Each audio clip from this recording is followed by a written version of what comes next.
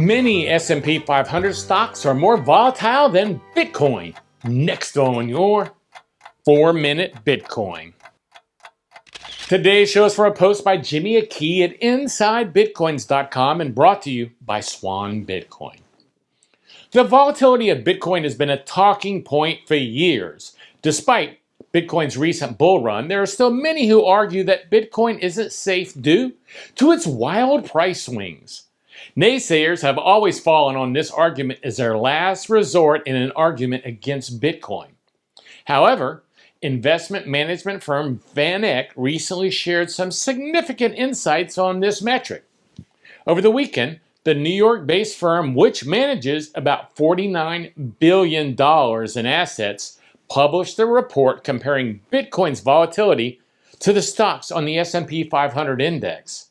Now, the index measures the performance of 500 of the country's largest companies, representing their risks and returns.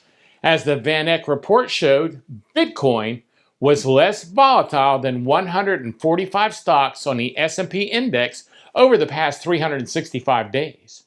Challenging some of the conventional thoughts on Bitcoin's volatility, the investment management firm explained that much of the volatility over the past few years can be attributed to sensitivity to small total market size, regulatory hurdles, and generally limited penetration in mainstream stock and capital markets.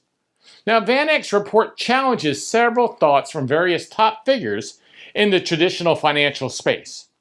Earlier this year, hedge fund billionaire Ray Dalio refused to name Bitcoin as a potential safe haven asset for investors looking to prepare themselves for a tough 2020.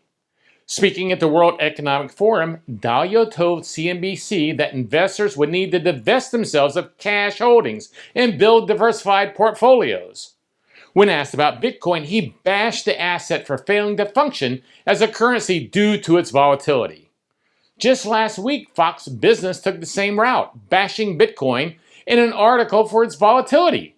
The piece took quotes from notable crypto skeptics, warning readers that digital assets' volatilities meant they had no real use.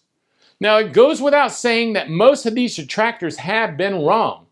Bitcoin already blew other investment options out of the water in the last decade, delivering 90,000% in returns. That was the hope it would continue on that trajectory, and it has. Bitcoin's value has risen roughly 150% this year alone. Now, for investors who purchased Bitcoin at the beginning of the pandemic, the asset has proven to be more than the safe haven that they were looking for. So, companies like MicroStrategy and Square have reaped significant benefits following massive Bitcoin purchases, while those that opted to focus on the traditional stock market remain hopeful for modest results due to close out the year. Now, let me know your thoughts in the comments as always on this. And this episode, well, is brought to you as always by Swan Bitcoin. I recommend Swan Bitcoin to all my friends. I say that over and over, but it's true. If you're interested in Bitcoin, it's a great place to start. I'm an advisor to Swan, so of course I'm going to think it's a great way to buy Bitcoin with dollar cost averaging and actually get yourself some skin in the game. It's really kind of amazing how quickly people start learning about Bitcoin once they get a little and they have some skin in the game. So if you're interested, use my referral link, swanbitcoin.com/Gary, and receive $10 worth of Bitcoin as a reward. I'm Gary Leland, the Bitcoin Boomer, and thanks for joining me on another episode of the 4-Minute Bitcoin Show. This is a BitBlockBoom.com production.